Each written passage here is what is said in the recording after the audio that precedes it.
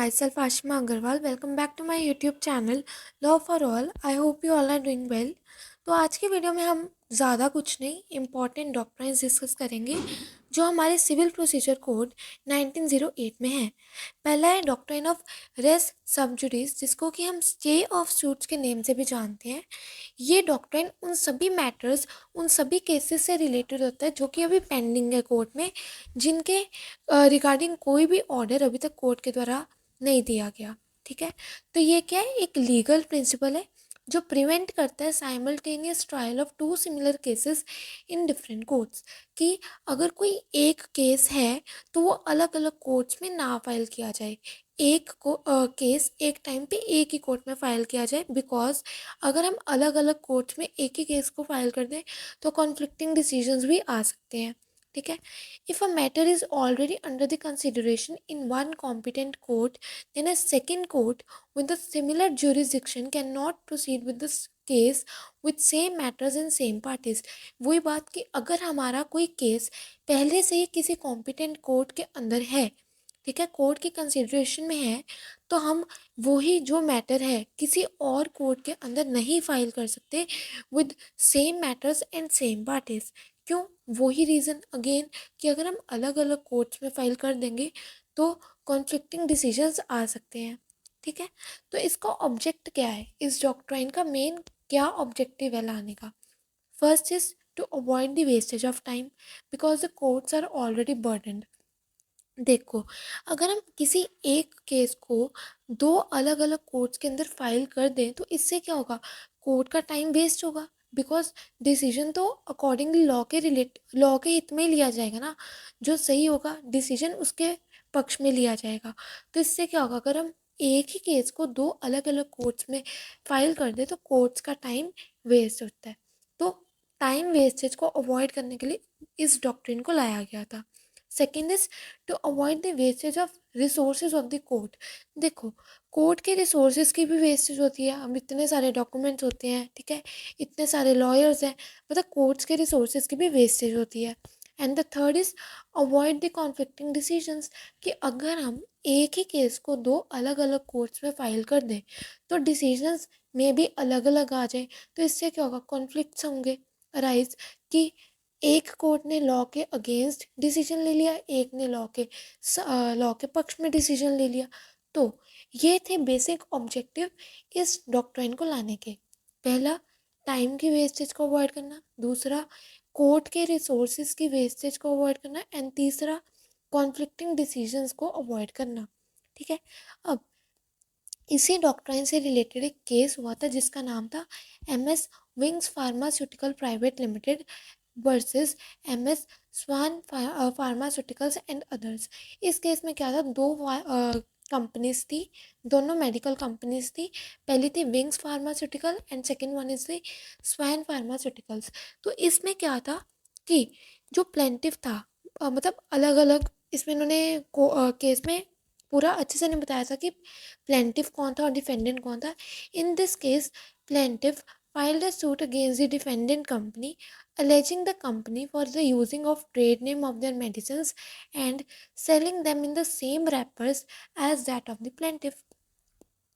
क्या कहा, पहले में प्लेंटिफ ने डिफेंडेंट के अगेंस्ट में सूट फाइल किया और उसके ऊपर ये इल्ज़ाम लगाया कि जो डिफेंडेंट कंपनी है उसने प्लेंटिफ की कंपनी की ट्रेड नेम, मेडिसिन का ट्रेड नेम और वही सेम रैपर्स यूज़ किए जो प्लेंटिफ कंपनी यूज़ करती है अपनी मेडिसिन को बेचने में। ठीक है, अब सेकेंड पॉइंट क्या है कि सेम केस डिफेंडेंट ने भी फाइल किया था प्लेंटिफ के अगेंस्ट किसी अलग कोर्ट में और एलिगेशंस भी सेम लगाई थी कि वो उनका ट्रेड नेम यूज़ कर रहे हैं और सेम रैपर्स यूज़ कर रहे हैं। ठीक है, तो ये पहली दो चीज़ें क्या थी कि पहले प्लेंटिफ ने केस फाइल किया था डिफेंडेंट के अगेंस्ट, एलिगेशंस क्या थी, ट्रेड नेम यूज़ करना, और दूसरा सेम रैपर्स यूज़ करते थे सेलिंग के लिए। और दूसरा उन्होंने क्या कहा कि डिफेंडेंट ने भी सेम केस फाइल कर दिया था प्लेंटिफ के अगेंस्ट और एलिगेशंस सेम लगाई थी जो प्लेंटिफ कंपनी ने लगाई थी डिफेंडेंट कंपनी के अगेंस्ट में। तो इस केस में क्या हुआ था कि कोर्ट ने कहा था कि court held that the trial of same suits in different courts. क्योंकि देखो, केस सेम था ठीक है, एलिगेशंस भी सेम थे, बस फ़र्क इतना था कि पहले एक कोर्ट में प्लेंटिफ कोई और था और दूसरे कोर्ट में प्लेंटिफ कोई और था और डिफेंडेंट कोई और था। ठीक है, तो इस केस में कोर्ट ने क्या कहा कि अगर हम सेम ही केस को, सेम ही सूट को डिफरेंट कोर्ट्स में फाइल कर दें तो इससे क्या होगा, कॉन्फ्लिक्टिंग डिसीजंस आ सकते हैं।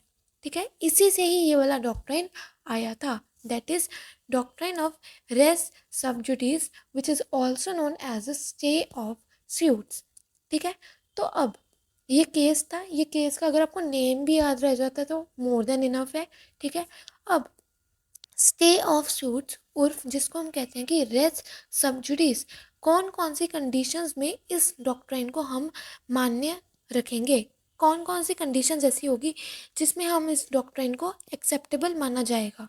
ठीक है, पहला क्या है कि there must be two suits instituted at different times, वही कि दो केस फाइल किए जाने चाहिए दो अलग अलग टाइम पे और दो अलग कोर्ट्स के अंदर। ठीक है, जो मैटर है वो सेम होना चाहिए जो कि पहले सूट में फाइल किया गया है। जैसे इसमें हमने इस केस में क्या देखा था कि प्लेंटिफ ने पहले फाइल किया था एक अलग कोर्ट में, फिर डिफेंडेंट ने फाइल कर दिया था अगेंस्ट द प्लेंटिफ अलग कोर्ट में, और मैटर क्या था, सेम मैटर था। क्या था कि ट्रेड नेम यूज़ किया था और रैपर्स भी सेम यूज़ किए थे। ठीक है, वही चीज़ उन्होंने कही कि मैटर जो है वो सेम होना चाहिए जो कि पिछले सूट के अंदर फाइल किया गया था। सी पॉइंट क्या है, the suit should be between the same parties, दोनों पार्टीज सेम होनी चाहिए, प्लेंटिफ की भी और डिफेंडेंट की भी। ठीक है, उस कंडीशन में माना जाएगा कि ये डॉक्ट्रिन ऑफ रेस सबजुडिस है। ठीक है, और डी पॉइंट क्या है, such earlier suit is still pending इधर इन द सेम कोर्ट और any other competent court but not before a foreign court. उन्होंने क्या कहा कि अगर कोई केस, जो ये जो केस कोई भी केस हो, वो जो केस है पेंडिंग होना चाहिए या तो उसी सेम कोर्ट में जिसमें वही केस दोबारा फाइल किया जा रहा है या फिर किसी और कोर्ट में अगर फाइल किया जा रहा है तो। ठीक है, फॉर एग्जांपल दो कोर्ट्स है ए और बी, कोर्ट ए में पहले से ही मेरा कोई केस फाइल्ड है तो अभी तक उसका कोई डिसीजन नहीं आया, तो मैं या फिर जो मेरे अगेंस्ट की जो पार्टी है उसने क्या किया, सेम केस कोर्ट बी में फाइल कर दिया, तो उस कंडीशन में उसको रेस सबजुडिस माना जाएगा। क्यों, क्योंकि अभी तक मेरे उस केस का कोई डिसीजन कोर्ट ए के द्वारा नहीं दिया गया। ठीक है, तो ये है हमारा डॉक्ट्रिन ऑफ रेस सबजुडिस। क्या वो सभी चीज़ें जहाँ पे पेंडिंग मैटर्स होते हैं कोर्ट के, जिनमें अभी तक कोर्ट के द्वारा कोई भी ऑर्डर नहीं दिया गया, it prevents the simultaneous trial of two similar cases in the different courts. ठीक है, under the consideration in one competent court. ठीक है, अगर कोई मैटर मेरा पहले ही किसी कोर्ट के अंदर है तो मैं उस सेम मैटर को किसी और कोर्ट के अंदर नहीं लेके जा सकती with the same matters and same parties. Objective क्या था, टाइम वेस्टेज अवॉइड करना, रिसोर्सेज की वेस्टेज अवॉइड करना और अवॉइडिंग द कॉन्फ्लिक्टिंग डिसीजंस। ठीक है, केस इसमें क्या हुआ था, MS Wings pharmaceuticals private limited and MS Swan pharmaceuticals private limited, इन दो कंपनीज के बीच में केस हुआ था, इसका मैंने आपको बता दिया। अब कौन कौन सी कंडीशंस में हम मानेंगे कि ये स्टे ऑफ सूट्स है, या तो दो पार्टीज ने जो सूट फाइल किया है वो दो अलग अलग टाइम पे फाइल किया और अलग अलग कोर्ट में फाइल किया है, जो सूट की जो पार्टीज़ हैं, केस में जो पार्टीज़ हैं वो दोनों पार्टीज़ सेम है, प्लेंटिफ की भी और डिफेंडेंट की भी, जो मैटर है वो पहले ही किसी कोर्ट में ऑलरेडी कंसिडर किया गया है बट उसके रिलेटेड अभी तक कोई ऑर्डर नहीं आया, और फोर्थ इज़ कि जो मैटर हमने पहले कोर्ट में फाइल किया हुआ है उसके रिगार्डिंग अभी तक कोई ऑर्डर नहीं आया, तो उन सब कंडीशंस में हम इसको स्टे ऑफ सूट्स मान के चलेंगे। सो आई होप आपको ये वाला डॉक्ट्रिन अच्छे से क्लियर हो गया होगा। That was doctrine of res sub judice, जो जिसको हमने कहा कि स्टे ऑफ सूट्स है। तो नेक्स्ट वीडियो में हम एक नया डॉक्ट्रिन करेंगे दैट इसके सीपीसी कोड के अंदर ही आता है, वो भी डॉक्ट्रिन ऑफ रेस जुडिकेटा, जिसको हम बार ऑन सूट्स कहते हैं। ठीक है, तब तक आप इसको अच्छे से कर लो। इसके रिगार्डिंग कोई भी डाउट है तो आपको कमेंट सेक्शन में ज़रूर डालना, and do not forget to like share and subscribe to my channel for more updates. Thank you and have a nice day.